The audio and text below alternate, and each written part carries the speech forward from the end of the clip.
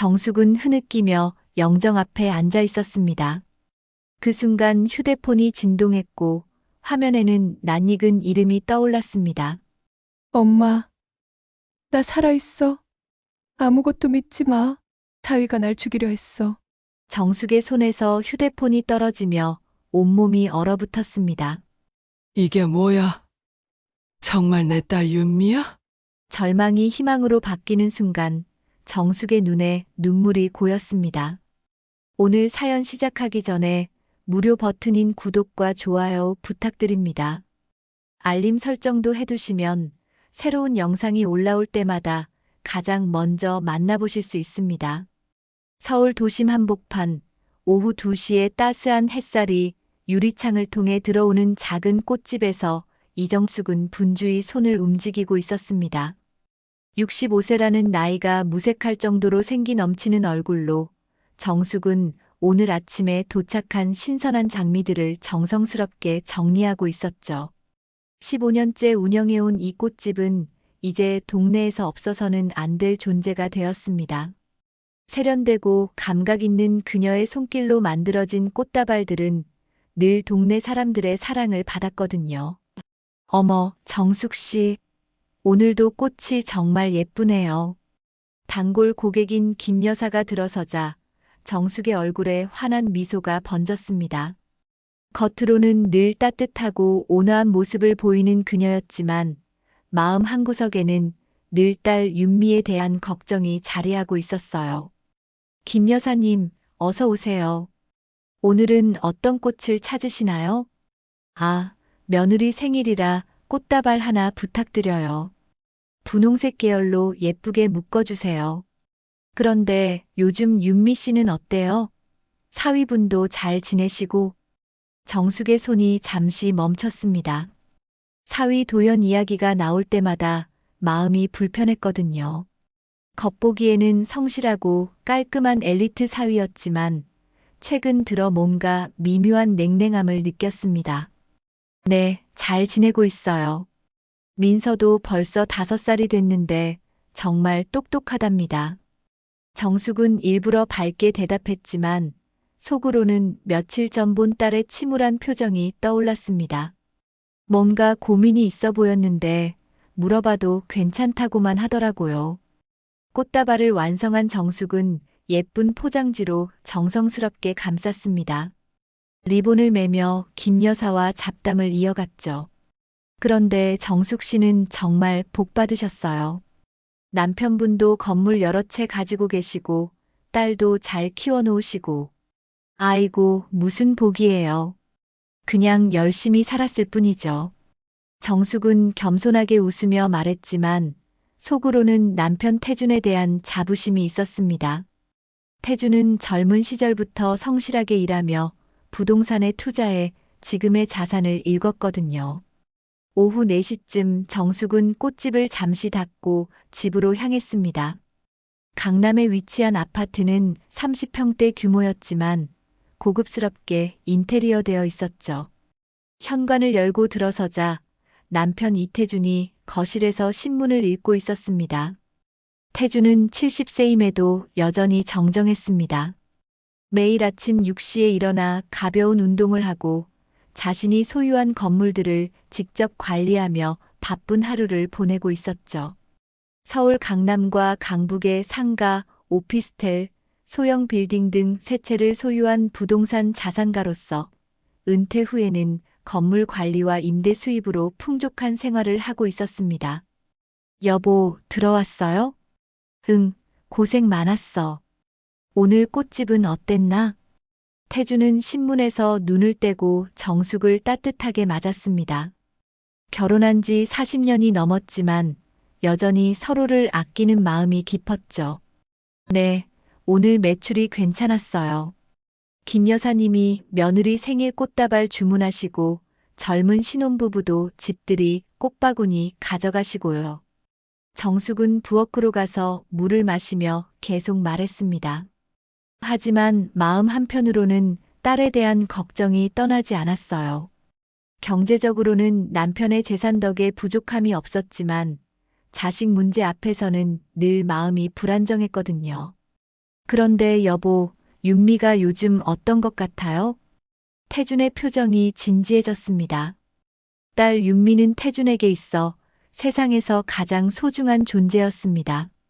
늦둥이로 얻은 딸이라 더욱 애지중지했고 외손녀 민서에게도 각별한 사랑을 쏟고 있었죠. 왜? 무슨 일 있어?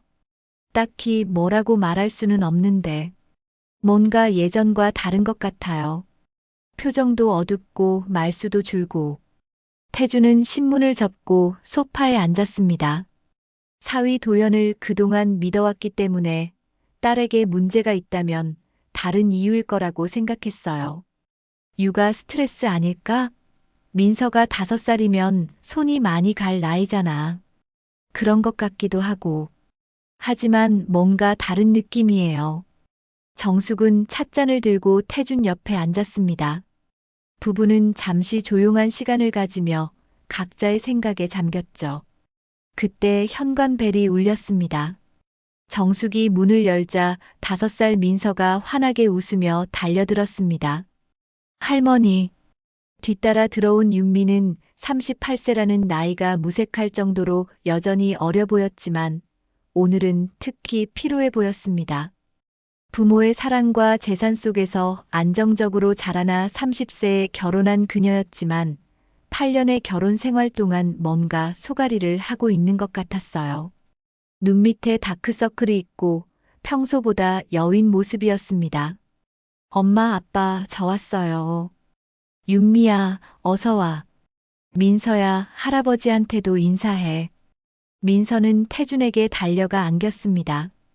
태준의 얼굴에 환한 미소가 번졌죠.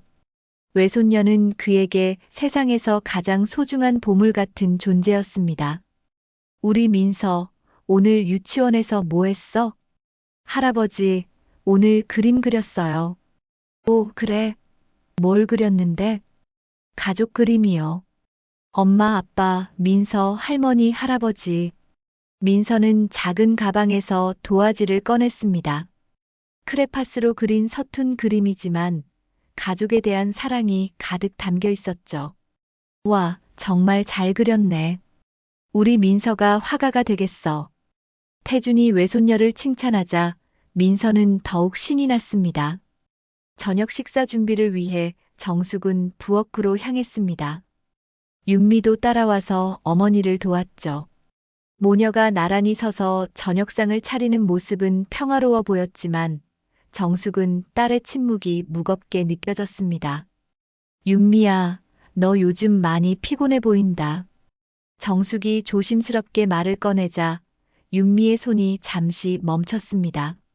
아니에요, 엄마. 그냥 육아하느라 좀 피곤할 뿐이에요. 도연이는 어때? 회사 일이 바쁜가?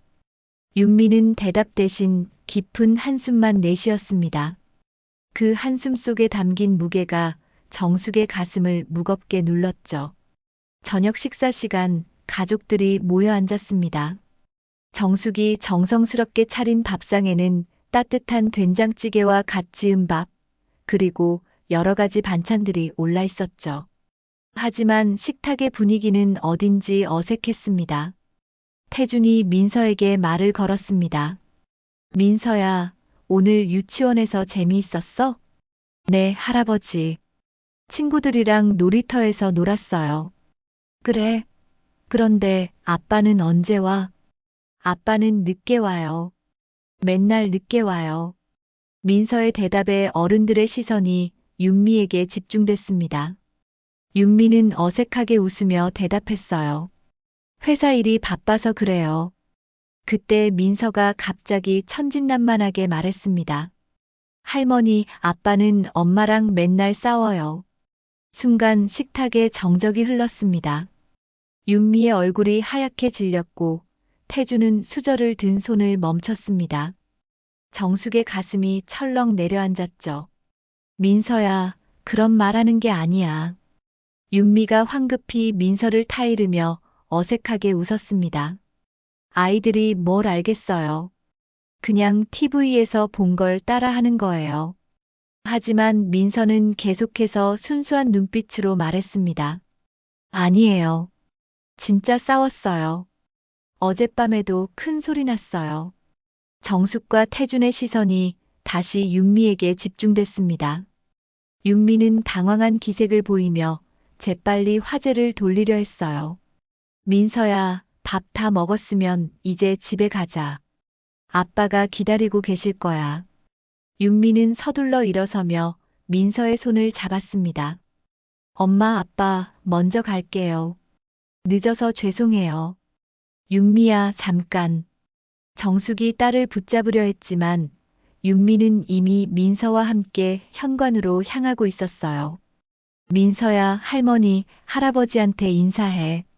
할머니, 할아버지, 안녕히 계세요. 민서가 손을 흔들며 인사했지만 윤미는 서둘러 집을 나섰습니다.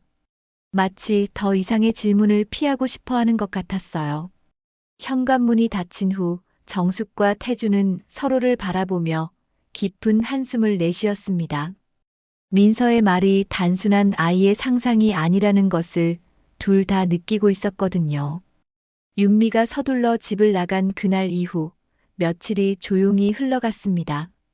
정숙은 마음 한편으로는 딸이 걱정되었지만 부부싸움 후에는 서로 시간이 필요할 수도 있다고 생각하며 기다렸어요. 민서의 말이 계속 신경 쓰였지만 섣불리 개입하기보다는 딸 스스로 해결하길 바라는 마음이었습니다. 정숙은 평소처럼 꽃집을 운영하며 일상을 보내고 있었어요. 하지만 마음 한구석에는 늘 딸에 대한 걱정이 자리하고 있었습니다. 경제적으로는 남편의 재산 덕에 부족함이 없었지만 자식 문제 앞에서는 늘 마음이 불안정했거든요. 오후 4시경 정숙은 꽃집에서 단골 고객의 주문을 받고 있었습니다. 가을 국화를 정리하며 윤미 생각에 잠겨 있을 때 휴대폰이 울렸어요. 발신자는 도연이었습니다. 사위에게서 먼저 연락이 오다니 혼자 생각해보니 처음 있는 일이었어요. 도연아. 전화를 받는 순간 정숙은 뭔가 이상함을 느꼈습니다. 평소 차분하고 냉정했던 도연의 목소리가 떨리고 있었거든요. 장모님. 도연의 목소리에는 흐느낌이 섞여 있었습니다. 마치 울고 있는 것 같았어요. 왜 그래? 무슨 일이야? 정숙의 가슴이 불안하게 뛰기 시작했습니다. 장모님. 윤미가. 도연이 말을 잇지 못하고 흐느끼는 소리만 들렸습니다. 도연아, 무슨 일인지 말해봐. 윤미가 어떻게 됐어? 정숙의 목소리도 떨리기 시작했어요. 윤미가 사고를 당했어요. 사고? 교통사고요. 강원도에서.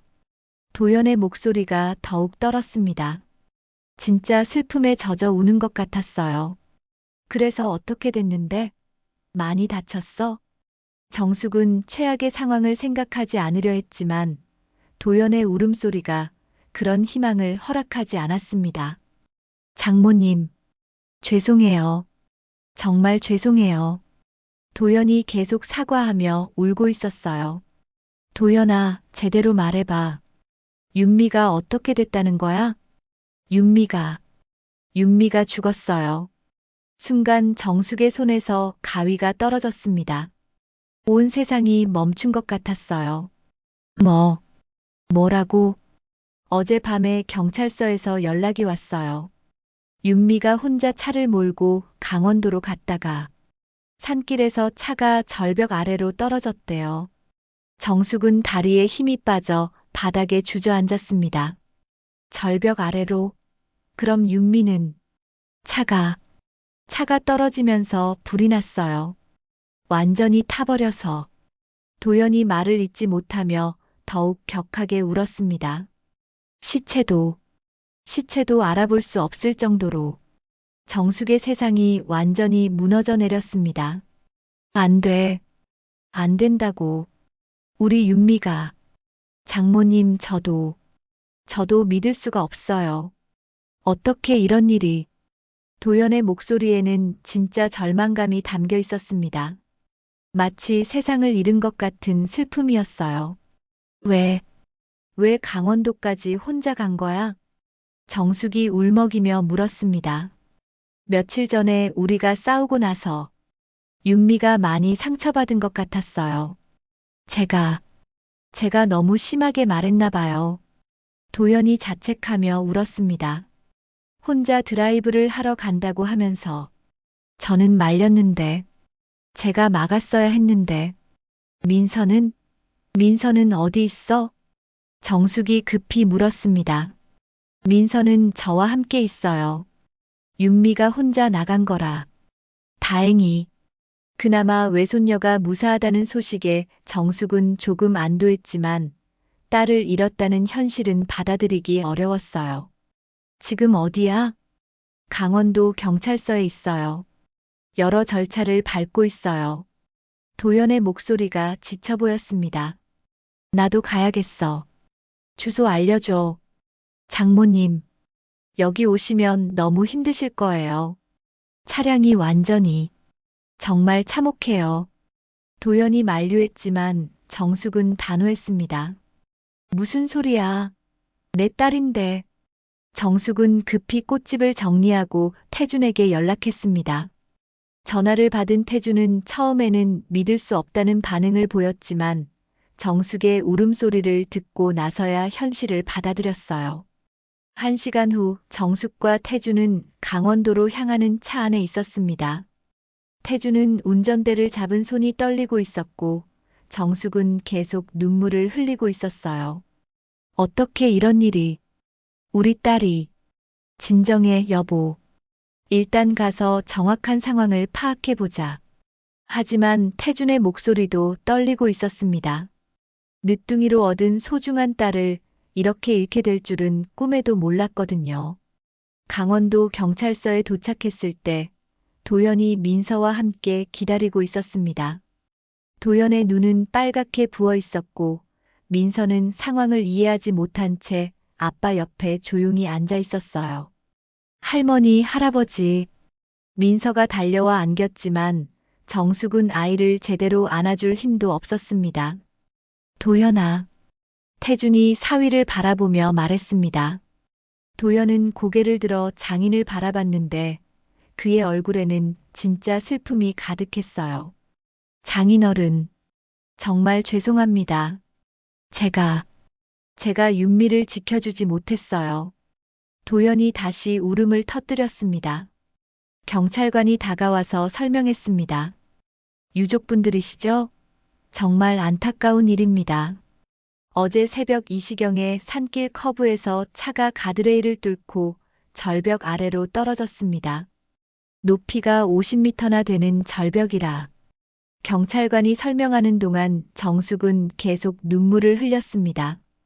차량이 완전히 전소되어서 신원 확인이 어려운 상황이지만 차량 등록증과 현장에서 발견된 소지품으로 봐서는 이윤미 씨가 확실합니다.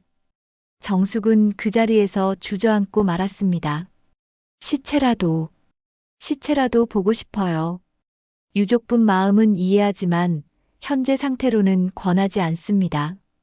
화재로 인해 너무 심하게. 경찰관의 말에 태준도 무너져 내렸습니다. 그날 밤 가족들은 강원도의 한 여관에서 밤을 보냈습니다. 민서는 여전히 상황을 이해하지 못한 채 엄마는 언제 와? 하고 물어봤지만 어른들은 대답할 수 없었어요. 도연은 밤새 울며 자책했습니다. 제가 윤미한테 너무 심하게 말했어요. 그래서 윤미가 상처받아서. 이런 일이. 그의 슬픔은 진짜 같아 보였습니다. 하지만 정숙은 마음 한구석에서 뭔가 이상한 느낌을 지울 수 없었어요. 다음 날 서울로 돌아와 장례 준비가 시작되었습니다. 시체를 제대로 확인할 수 없는 상황에서 치르는 장례식이라니 정숙의 마음은 더욱 복잡했어요. 하지만 딸을 떠나보내야 한다는 현실 앞에서 최선을 다해 준비했습니다. 장례식장은 국화꽃 향기로 가득했습니다. 정숙은 윤미의 영정 사진을 바라보며 조문객들을 맞이하고 있었지만 하루 종일 눈물이 그치지 않았어요. 환한 미소가 담긴 딸의 사진을 볼 때마다 가슴이 찢어지는 것 같았습니다. 우리 윤미가, 우리 딸이 정숙은 중얼거리며 울음을 터뜨렸습니다. 38세의 젊은 나이에 이렇게 세상을 떠나다니 받아들일 수가 없었어요. 검은 양복을 입은 도연이 상주로 서서 조문객들을 맞이하고 있었습니다. 어제까지만 해도 눈물로 범벅이 되어 울던 그였는데 오늘은 의외로 침착한 모습이었어요. 물론 슬픔에 젖어 있는 것 같았지만 뭔가 차분하게 상황을 정리하고 있는 것 같았습니다. 정말 안타깝습니다. 그렇게 젊은 나이에 사위분이 참 힘드시겠어요. 어린 딸까지 있는데 조문객들의 위로 인사가 계속 이어졌습니다. 정숙의 꽃집 단골들도 많이 찾아왔어요. 정숙 씨, 정말 어떻게 이런 일이. 며칠 전까지만 해도 따님이 민서 데리고 왔었는데 김 여사가 눈물을 흘리며 위로했습니다. 그 말을 들은 정숙은 갑자기 오열하기 시작했어요. 그래, 며칠 전에 왔었는데 내가 왜 더 신경 안 썼을까? 정숙은 자책하며 큰 소리로 울었습니다. 주변 사람들이 놀라서 그녀를 달래려 했어요. 정숙 씨, 진정하세요. 아무도 예상할 수 없는 일이었어요. 하지만 정숙의 울음은 멈추지 않았습니다. 우리 딸이 왜 혼자 그런 위험한 곳에. 내가 엄마 노릇을 제대로 못했나 봐. 태준이 급히 아내를 부축했습니다. 여보, 진정해. 우리 잘못이 아니야. 하지만 태준의 눈에서도 눈물이 흘러내렸습니다. 늦둥이로 얻은 소중한 딸을 이렇게 보내야 한다는 현실이 견딜 수 없었거든요. 민서는 어른들이 우는 모습을 보며 무서워했습니다. 상황을 이해하지 못한 채 할머니에게 다가갔어요. 할머니, 왜 울어요? 엄마는 언제 와요? 민서의 순진한 질문에 정숙은 더욱 큰 소리로 울부짖었습니다. 민서야, 엄마는 이제 안 와. 할머니가 미안해.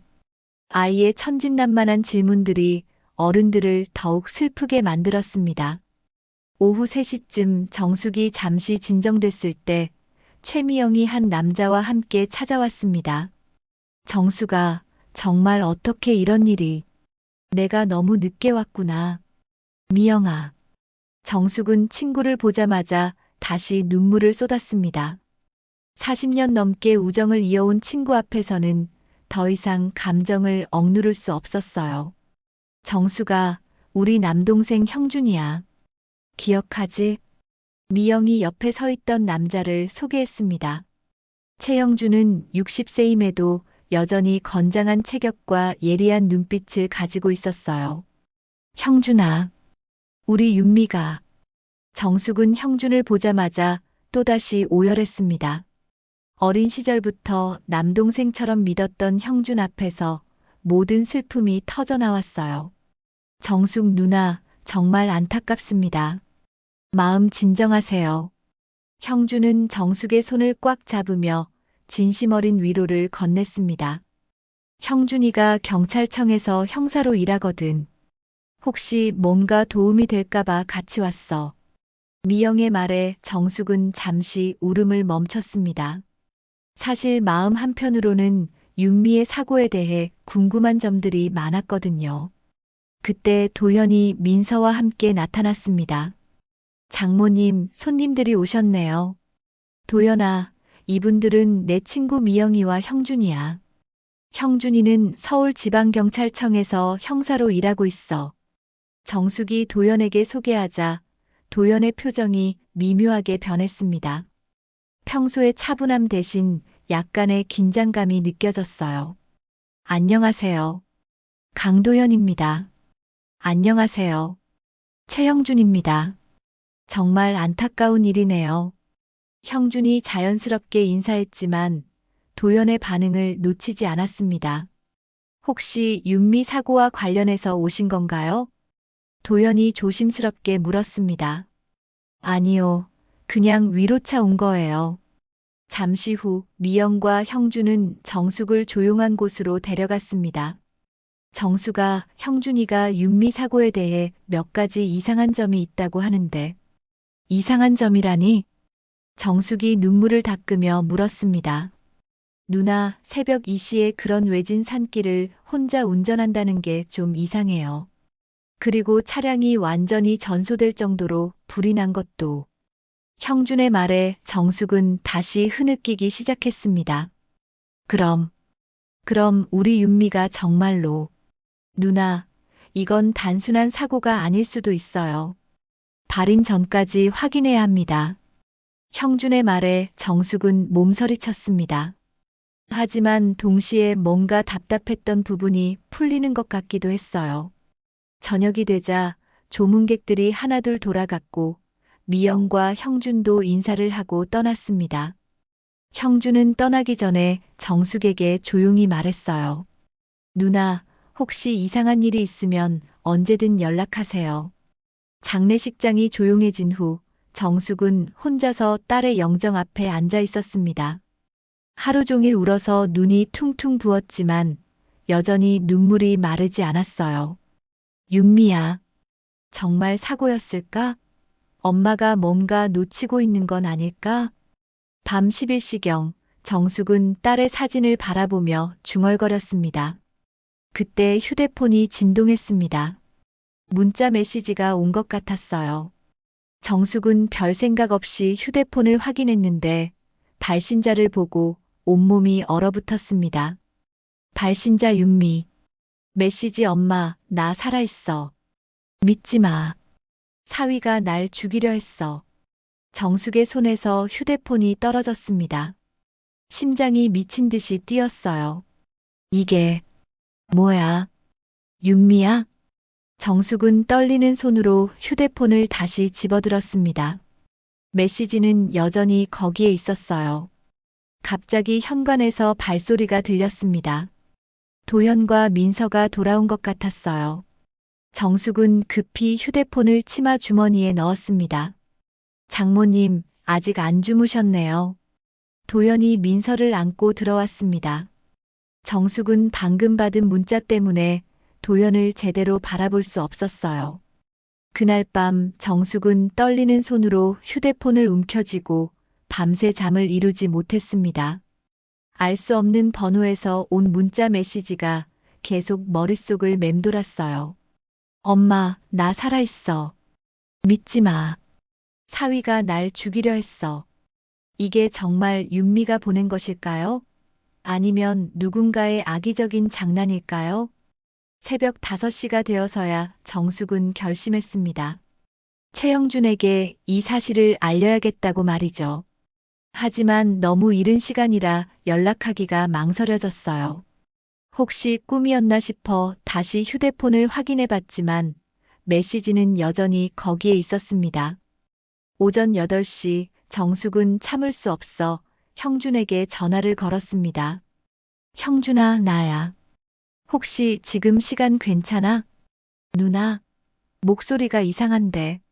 무슨 일이세요? 급한 일이 있어서. 혹시 장례식장에 와줄 수 있어? 지금 바로 갈게요. 1시간 후 형준이 장례식장에 도착했습니다.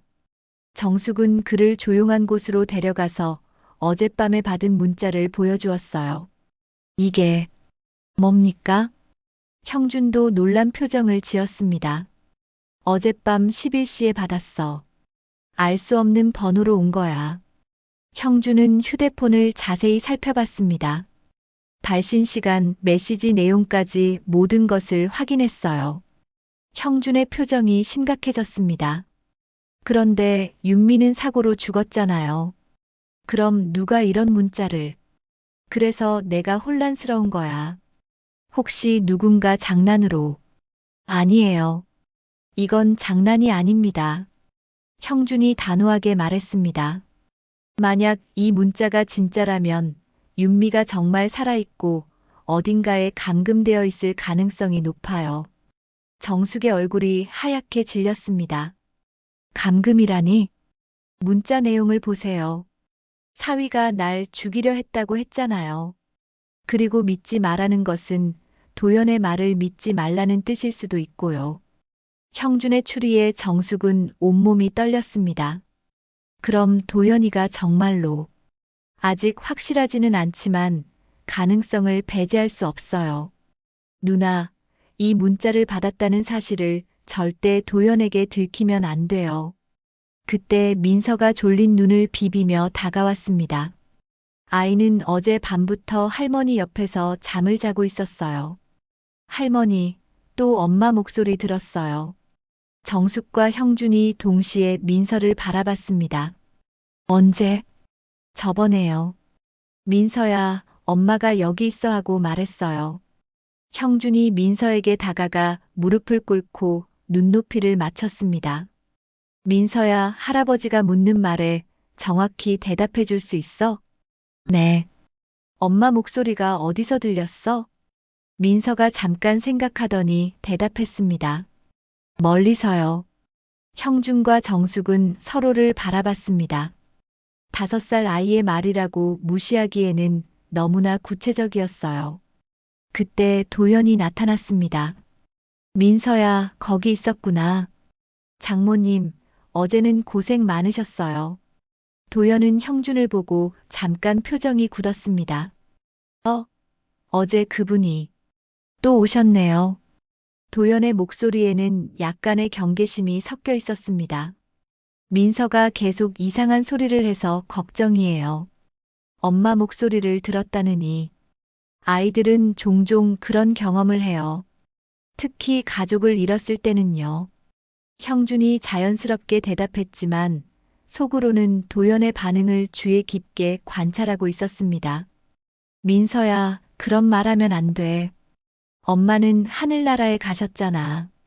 도연이 민서를 다그치는 투로 말하자 아이는 무서워서 할머니 뒤로 숨었어요. 점심시간이 되자 형준은 정숙을 다시 따로 불렀습니다. 누나, 도연 반응이 너무 이상해요. 어떤 점이? 민서 이야기에 너무 민감하게 반응하고 저를 경계하는 것 같기도 하고요. 정숙도 같은 생각이었습니다. 그럼 정말로 윤미가 살아있는 건가? 가능성이 높아요. 하지만 확실하게 알아봐야 해요. 형준은 잠시 생각하더니 말했습니다. 누나, 오늘 밤에 또 문자가 오는지 지켜보세요. 그리고 혹시 문자가 오면 즉시 저에게 연락해 주세요. 알겠어. 그리고 도연 앞에서는 이 얘기를 절대 하지 마세요. 혹시 모르니까요. 그날 오후 정숙은 윤미의 집을 몰래 찾아갔습니다. 혹시 뭔가 단서가 있을지 모른다는 생각에서였어요. 다행히 도연은 장례식장에 있었고 집은 비어 있었습니다. 정숙은 여분 열쇠로 집 안에 들어갔습니다. 윤미의 방을 살펴보던 중 서랍 속에서 이상한 것을 발견했어요. 도연과 다른 여자가 함께 찍은 사진들이었습니다. 사진 속 여자는 30대 후반으로 보이는 매력적인 여성이었어요. 그리고 사진들을 보니 이들의 관계가 단순하지 않다는 것을 알 수 있었습니다. 특히 윤미가 임신했던 시절부터 찍은 것으로 보이는 사진들도 있었어요. 이게 뭐야? 정숙은 충격에 휩싸였습니다. 도연이 윤미가 임신했을 때부터 다른 여자와 바람을 피웠다는 뜻이었거든요. 그때 현관문이 열리는 소리가 들렸습니다. 정숙은 급히 사진들을 서랍에 넣고 숨었어요. 장모님, 여기서 뭘 하시는 겁니까? 도연의 싸늘한 목소리가 들렸습니다. 정숙은 들킨 것 같았어요. 아, 윤미 물건 좀 정리하려고. 미리 말씀해 주시지. 깜짝 놀랐잖아요. 도연의 눈빛이 평소와 달랐습니다. 뭔가 위협적이고 차가운 느낌이었어요. 그런데 장모님, 혹시 뭔가 특별한 걸 찾고 계셨나요? 아니야, 그냥. 혹시 이런 거 말씀이세요? 도연이 서랍에서 사진 몇 장을 꺼내 들었습니다. 정숙이 방금 본 그 사진들이었어요. 정숙은 온몸이 얼어붙었습니다. 도연이 자신이 사진을 본 것을 알고 있다는 뜻이었거든요.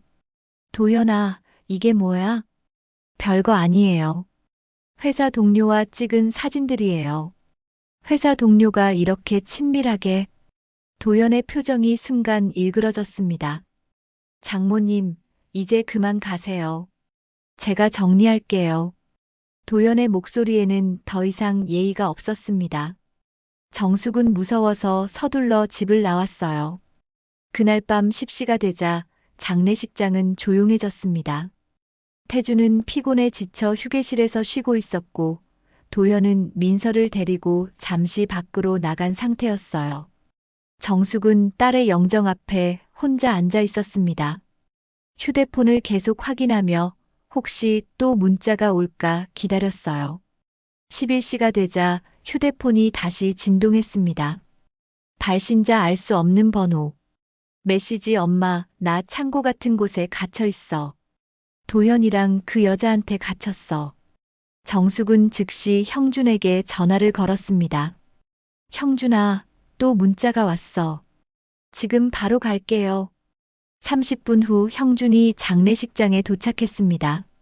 정숙은 새로 온 문자를 보여주었어요. 창고 같은 곳이라고 하네요. 그리고 그 여자라는 표현도 도연에게 공범이 있다는 뜻일 수도 있어요. 형준은 문자를 자세히 분석했습니다. 누나, 이제 확실해졌어요. 윤미는 살아있고 어딘가에 감금되어 있어요. 형준은 수첩을 꺼내며 말했습니다. 누나, 오늘 오후에 윤미 집에 갔다 왔다고 했죠? 거기서 뭘 봤는지 자세히 말해보세요. 정숙은 오늘 발견한 도현과 다른 여자의 사진들에 대해 설명했습니다. 그 여자가 바로 문자에서 말한 공범일 가능성이 높아요. 윤미가 임신했을 때부터 불륜 관계였다니. 형준의 표정이 더욱 심각해졌습니다. 누나, 도연이 장모님이 사진을 본 걸 알고 있다면 더욱 위험해요. 지금부터는 절대 혼자 행동하지 마세요. 그때 현관에서 발소리가 들렸습니다. 도연과 민서가 돌아온 것 같았어요. 누나, 일단 아무 일 없는 척 하세요. 그리고 내일 발인은 어떻게든 미뤄야 해요. 형준이 급히 말하고는 다른 곳으로 숨었습니다. 장모님, 아직 안 주무셨네요. 도연이 민서를 안고 들어왔습니다. 정숙은 평정을 유지하려 애썼지만 쉽지 않았어요. 민서가 졸려해서 일찍 들어왔어요. 정숙은 외손녀를 안으며 생각했어요. 이 아이의 엄마가 정말 살아있다면 반드시 찾아내야 한다고 말이죠. 다음 날 아침 발인 준비가 한창이었습니다. 정숙은 마음이 복잡했어요. 만약 윤미가 정말 살아있다면 이 모든 장례식이 거짓극인 셈이니까요. 형준이 일찍 와서 정숙을 불렀습니다. 누나, 도연 통화 내역을 비공식적으로 확인해 봤는데요. 뭘 알아냈어? 최근에 자주 연락하는 번호가 하나 있어요. 최수진이라는 여자예요. 중소기업 홍보팀에서 일하고 있고요. 정숙은 깜짝 놀랐습니다. 그 여자가 사진 속 여자일까? 가능성이 높아요. 그리고 더 중요한 건 이 여자가 어제 오후부터 서울 외곽으로 이동했다는 거예요. 오전 중에 많은 조문객들이 찾아와 마지막 인사를 했습니다. 정숙은 눈물을 흘리며 사람들을 맞았지만 마음 한편으로는 희망을 품고 있었어요. 점심시간이 되자 도연이 정숙에게 다가왔습니다. 장모님, 오후 2시에 발인 시작하겠어요. 도연아, 발인을 좀 늦출 수는 없을까? 정숙이 조심스럽게 말했습니다. 왜요? 모든 준비가 다 됐는데요. 도연의 목소리에는 초조함이 섞여 있었습니다. 그냥 마음의 준비가 안 돼서. 장모님, 너무 오래 끌면 윤미도 편히 못 가요. 예정대로 진행해야 해요. 그때 정숙이 갑자기 가슴을 움켜쥐며 주저앉았습니다. 아, 가슴이 아파. 장모님. 주변 사람들이 놀라서 달려왔습니다. 형준도 급히 다가왔어요. 119 불러요. 병원에 가야겠어요. 정숙은 형준과 함께 병원으로 향했습니다. 도연은 어리둥절한 표정으로 그들을 바라봤어요. 병원 복도에서 형준이 정숙에게 말했습니다. 누나, 연기 잘했어요. 일단 시간을 벌었어요. 그런데 이제 어떻게 해야 하지? 도연을 미행해야 해요. 그가 윤미를 어디에 숨겨놨는지 알아내야죠. 오후 3시 형준의 동료 형사들이 은밀히 도연을 감시하기 시작했습니다. 정숙은 불안한 마음으로 기다렸어요. 오후 5시쯤 형준에게서 연락이 왔습니다. 누나, 도연이 서울 외곽공업단지로 향하고 있어요. 최수진이라는 여자도 같은 방향으로 이동하고 있고요. 그럼 정말로 윤미가 그곳에 있을 가능성이 높아요. 하지만 섣불리 접근하면 위험해요. 일단 상황을 더 지켜봐야 해요. 그날 저녁 형준은 도연과 최수진의 동선을 파악했습니다. 둘은 외곽의 한 창고에서 만나 1시간 정도 머물다 나왔어요. 누나, 저 창고가 수상해요. 주변에 사람도 없고 감시 카메라도 거의 없어요. 그럼 저기에 윤미가 가능성이 높아요. 내일 새벽에 동료들과 함께 수색 영장을 발부받아서 들어가 볼 예정이에요. 그날 밤 11시 정숙의 휴대폰에 또 문자가 왔습니다. 발신자 알 수 없는 번호. 메시지 엄마, 빨리 도와줘. 그들이 나를 없애려고 해. 정숙은 떨리는 손으로 형준에게 문자를 보여주었습니다. 누나, 상황이 급해지고 있어요. 내일 새벽 작전을 앞당겨야겠어요. 형준의 눈에는 확고한 의지가 서려 있었습니다. 윤미를 반드시 구해낼 거예요. 그 순간 정숙의 휴대폰이 또 울렸습니다. 이번에는 전화였어요. 도연에게서 온 전화였습니다. 받지 마세요. 형준이 말렸지만 정숙은 이미 전화를 받고 있었어요. 장모님, 몸은 괜찮으세요? 도연의 목소리가 평소와 달리 차가웠습니다. 응, 많이 나아졌어. 그런가요? 그런데 장모님, 혹시 이상한 문자 같은 거 받으신 적 없나요? 정숙의 온몸이 얼어붙었습니다. 도연이 뭔가 눈치챈 것 같았어요. 무슨 문자? 별거 아니에요. 요즘 스팸 문자가 많다고 해서요. 도연의 말투에는 의심이 가득했습니다. 그런 거 없어. 그렇군요. 그럼 내일 발의는 예정대로 진행하겠어요. 더 이상 미룰 수는 없으니까요. 전화가 끊어진 후 형준이 심각한 표정으로 말했습니다. 누나, 도연이 뭔가 의심하고 있어요. 아마 문자를 보낸 걸 알고 있을지도 몰라요. 그럼 윤미가 위험한 거야? 그럴 가능성이 높아요. 지금 당장 경찰서로 가야 해요. 정숙과 형준은 급히 경찰서로 향했습니다. 시간이 얼마 남지 않았다는 것을 둘 다 느끼고 있었어요. 정숙은 마음속으로 간절히 기도했습니다. 내면의 두려움과 분노 속에서 다짐했어요. 평범한 꽃집 여인이 아닌 딸을 지키려는 어머니의 강인함이 그녀의 눈빛에 서려 있었습니다. 새벽 5시 경찰서는 분주했습니다.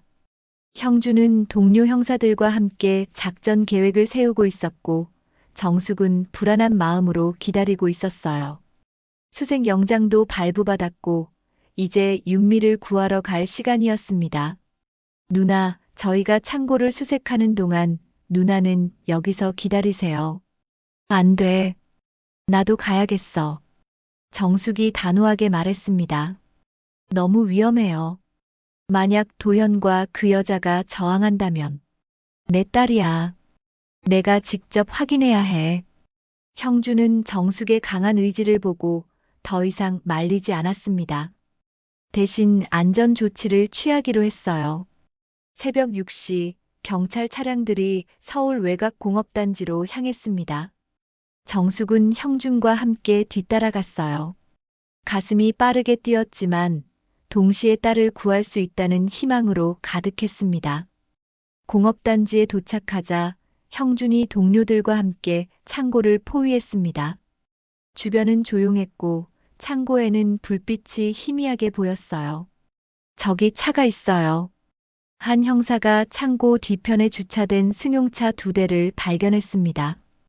도연의 차와 다른 한 대였어요. 조심스럽게 접근하세요. 인질이 있을 가능성이 높습니다. 형준이 지시했습니다. 바로 그때 창고 안에서 목소리가 들려왔습니다. 너만 사라지면 모든 게 내 거야. 도연의 차가운 목소리였습니다. 민서 앞에서 아버지라 부르지 마. 넌 괴물이야. 윤미의 분노에 찬 목소리가 이어졌습니다. 정숙은 딸의 목소리를 듣고 온몸이 떨렸어요. 괴물? 나는 그냥 현실적으로 생각하는 거야. 내 아버지 재산이 얼마나 되는지 알아? 강남, 강북 건물 3채. 그게 내 목표였어. 도연아, 이제 그만하자. 너무 위험해. 다른 여자의 목소리도 들렸습니다. 최수진인 것 같았어요. 뭐가 위험해? 모든 게 계획대로 되고 있잖아. 윤미는 이미 죽은 걸로 되어 있고 장례식도 오늘이면 끝나. 형준이 동료들에게 신호를 보냈습니다. 상황이 급박해지고 있었어요. 그런데 윤미가 문자를 보냈다면서 혹시 들킬 수도. 그래서 오늘 발인이 끝나면 진짜로 없애야 해. 도연의 말에 정숙은 참을 수 없었습니다. 지금 들어가요. 형준이 신호를 보내자 형사들이 창고 문을 부수고 들어갔습니다. 경찰이다. 손들어. 순간 창고 안이 소란스러워졌습니다. 도연과 수지는 당황한 표정으로 서로를 바라봤어요. 내 딸을 건드리지 마라. 정숙이 눈물에 젖은 목소리로 외치며 윤미에게 달려갔습니다. 한쪽 구석에 손발이 묶인 채 바닥에 앉아있던 윤미를 발견한 순간이었어요. 잠시 몸싸움이 벌어졌지만 결국 도연과 수지는 체포되었습니다. 형사들이 두 사람을 제압하는 동안 정숙은 딸을 꽉 안고 울었어요. 윤미야, 괜찮아. 엄마가 왔어. 이제 안전해. 엄마. 윤미가 힘없는 목소리로 어머니를 불렀습니다. 며칠 동안 제대로 먹지 못해 매우 약해 보였어요. 119 불러요. 환자 이송 준비. 형준이 급히 지시했습니다. 윤미는 곧바로 병원으로 이송되었고 도연과 최수진은 경찰서로 연행되었어요. 병원에서 윤미는 탈수와 영양실조 진단을 받았지만 생명에는 지장이 없었습니다. 정숙과 태주는 딸 곁을 지키며 하루 종일 울었어요. 윤미야, 정말 무서웠지? 엄마, 저는 정말 죽는 줄 알았어요. 윤미가 떨리는 목소리로 말했습니다.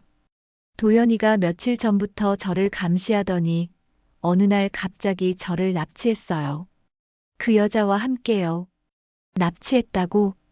네, 집에서 나가려는데 갑자기 뒤에서 기절시키더라고요. 깨어보니 그 창고에 갇혀 있었어요. 윤미의 설명에 정숙은 더욱 분노했습니다. 그럼 강원도 사고는 가짜였어요. 도연이가 제 차를 가져가서 사고를 위장한 거예요. 저는 이미 창고에 갇혀 있었는데 사람들에게는 제가 혼자 드라이브 가다가 사고 났다고 거짓말을 한 거죠. 그런 일이. 사실 저는 휴대폰을 2개 가지고 있었어요. 하나는 평상시에 쓰던 거고 다른 하나는 비상용으로 숨겨두던 거였어요. 윤미가 설명을 이어갔습니다. 도연이 제 휴대폰을 자주 확인해서 불안했거든요. 그래서 몰래 다른 폰을 하나 더 마련해뒀어요. 납치당할 때도 몸에 숨기고 있어서 들키지 않았고요. 그럼 문자는 창고에 갇혀 있을 때도 들킬까봐 평상시에는 꺼놓고 숨겨뒀어요. 문자 보낼 때만 잠깐 켜서 엄마한테 연락한 거예요. 정숙은 딸의 손을 꽉 잡으며 눈물을 흘렸습니다. 위기 앞에서 보여준 어머니의 강인함이 결국 딸을 구해낸 것이었어요. 며칠 후 윤미는 병원에서 퇴원했습니다. 정숙과 태주는 딸과 민서를 집으로 데려와 따뜻하게 맞이했어요. 오랜만에 진정한 가족의 평화가 찾아온 것 같았습니다. 할머니, 엄마가 정말 돌아왔어요. 민서가 환하게 웃으며 말했습니다. 아이는 엄마가 살아 돌아온 것을 순수하게 기뻐했어요. 며칠 동안 엄마가 없어서 얼마나 무서웠을까요? 그래, 우리 민서. 이제 엄마와 할머니, 할아버지와 함께 행복하게 살자. 정숙은 외손녀를 안으며 미소를 지었습니다. 한 주일 후 도현과 최수진의 재판이 시작되었습니다. 정숙과 윤미, 태주는 증인으로 출석했어요.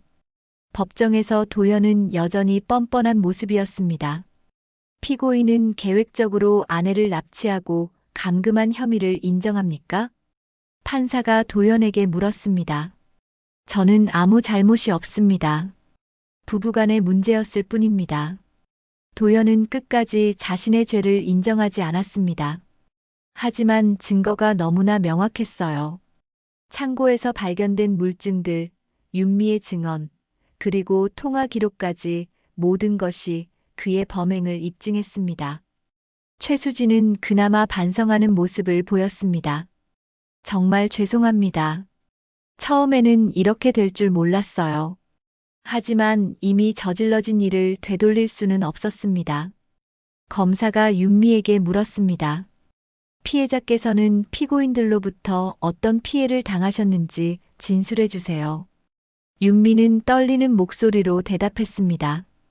도현은 저와 결혼할 때부터 아버지의 재산을 노리고 있었습니다.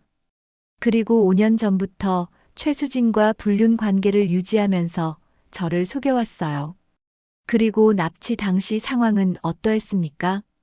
집에서 나가려다가 갑자기 기절시켰고 깨어보니 창고에 갇혀 있었습니다. 며칠 동안 제대로 된 음식도 주지 않았고 계속 협박했어요. 윤미의 증언을 들은 방청석에서는 분노의 소리가 들렸습니다. 며칠 후 판결이 내려졌습니다. 피고인 강도현에게 특수감금, 사기, 보험사기 등의 혐의로 징역 18년을 선고합니다. 피고인 최수진에게 공동정범으로 징역 12년을 선고합니다. 판결이 내려지자 정숙과 윤미는 안도의 한숨을 쉬었습니다. 이제 정말 모든 것이 끝난 것 같았어요. 법정을 나오면서 윤미가 어머니에게 말했습니다. 엄마, 이제 정말 새로운 시작이에요. 그래, 윤미야. 우리가 함께라면 못 이겨낼 일이 없어. 정숙은 딸의 손을 꽉 잡았습니다. 한 달 후 정숙은 꽃집을 다시 열었습니다. 하지만 이번에는 딸 윤미와 민서가 함께였어요. 윤미는 이혼 절차를 마쳤고 당분간 친정에서 지내기로 했습니다. 꽃집에는 다시 활기가 찾아왔습니다.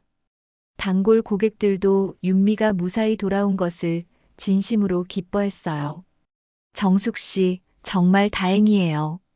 윤미 씨가 살아 돌아와서. 김 여사가 눈물을 글썽이며 말했습니다. 네, 정말 기적 같은 일이에요. 정숙은 웃으며 대답했습니다. 어느 날 저녁 가족들은 함께 저녁을 먹으며 이야기를 나누었습니다. 윤미야, 앞으로 계획은 어떻게 할 거니? 태준이 딸에게 물었습니다. 일단 민서 키우는 데 집중하려고 해요. 그리고 시간이 되면 다시 일도 찾아보고요. 좋은 생각이야. 아버지가 도와줄 테니 걱정하지 마라. 태주는 딸을 든든하게 지지했습니다. 그런데 엄마, 이번 일로 정말 많이 배웠어요. 윤미가 어머니를 바라보며 말했습니다. 사람을 겉모습만 보고 판단하면 안 된다는 것. 그리고 가족이 얼마나 소중한지. 나도 마찬가지야. 돈이나 재산보다 중요한 건 가족이라는 걸 다시 깨달았어. 정숙도 고개를 끄덕였습니다. 민서가 갑자기 말했습니다. 할머니, 나는 처음부터 아빠가 나쁜 사람인 줄 알았어요. 어른들이 깜짝 놀라며 민서를 바라봤어요. 정말? 왜? 아빠는 엄마한테 안 친절했어요. 그리고 엄마가 울 때도 위로 안 해줬어요. 아이의 순수한 관찰력에 어른들은 감탄했습니다. 때로는 아이들이 어른보다 더 정확하게 사람을 보는 것 같았어요. 몇 주 후 최영준이 꽃집을 찾았습니다. 누나, 윤미 많이 나아졌죠? 응, 형준아. 정말 고마워. 내가 아니었다면 가족이잖아요. 당연한 일 했을 뿐이에요. 형준은 겸손하게 웃었습니다. 그런데 형준 삼촌, 정말 고마워요. 삼촌이 엄마 믿어주지 않았다면 저는 정말. 윤미가 눈물을 글썽이며 말했습니다. 윤미야, 너무 감상적으로 생각하지 마. 그냥 형사로서 당연한 일을 했을 뿐이야. 그래도 고마워요. 그날 저녁 가족들은 오랜만에 함께 외식을 했습니다. 민서는 엄마와 할머니, 할아버지 사이에서 행복해했어요. 할머니, 이제 우리 계속 함께 살 거죠? 그럼 우리 민서. 할머니가 맛있는 거 많이 해줄게. 정숙은 외손녀를 보며 미소를 지었습니다. 태준도 감회에 젖어 말했습니다. 돈은 다시 벌 수 있지만 가족은 다시 못 얻는다. 그의 말에 모두가 고개를 끄덕였어요. 이번 일을 통해 정말 소중한 것이 무엇인지 깨달았거든요. 며칠 후 정숙은 꽃집 앞에서 하늘을 바라보며 속삭였습니다. 재산도 욕심도 결국 허무해지는구나. 남는 건 사랑뿐이야. 꽃집은 다시 예전처럼 활기를 찾았습니다. 윤미와 민서가 함께하니 더욱 따뜻한 공간이 되었어요. 정숙의 눈빛에는 평범한 꽃집 여인이 아닌 딸을 지켜낸 강인한 어머니의 모습이 서려 있었습니다. 6개월이 지났습니다. 계절이 바뀌어 봄이 찾아왔고 정숙의 꽃집에는 화사한 봄꽃들이 가득했습니다. 윤미와 민서는 완전히 새로운 생활에 적응했어요. 엄마, 오늘 민서 입학식이에요. 윤미가 민서의 교복을 다듬어주며 말했습니다. 민서는 이제 초등학교에 입학하는 7살이 되었어요. 우리 민서가 벌써 초등학생이라니. 정숙은 외손녀를 바라보며 뿌듯해했습니다. 입학식을 마치고 돌아온 가족들은 소박한 축하 식사를 했습니다. 민서야, 학교에서 어땠어?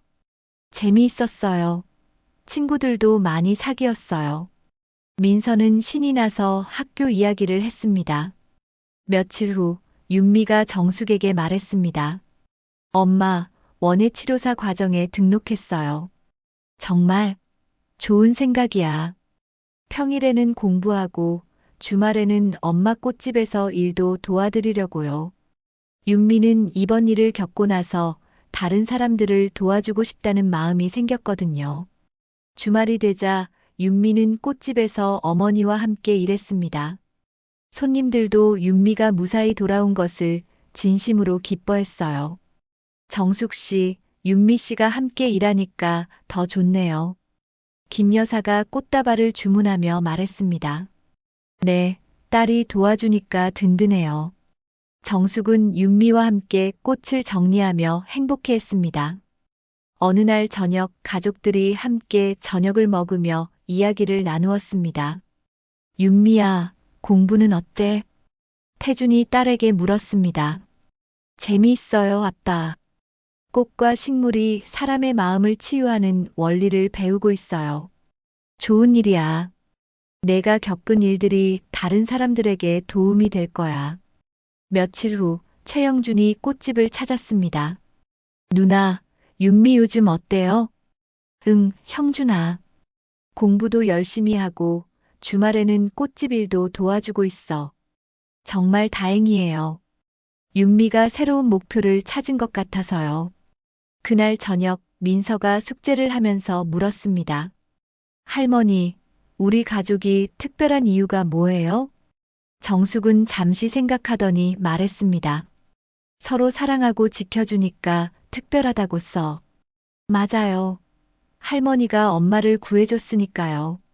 민서의 말에 정숙은 가슴이 뭉클해졌습니다. 그날 밤 정숙은 꽃집 앞에서 하늘을 바라봤습니다. 별들이 반짝이고 있었어요. 반년 전 절망적인 상황에서 시작된 이야기가 이렇게 평범하고 행복한 일상으로 바뀌었습니다. 정숙은 평범한 꽃집 여인이었지만 딸을 향한 사랑으로 기적을 만들어낸 것이었어요. 재산도 욕심도 결국 허무해지는구나. 남는 건 사랑뿐이야.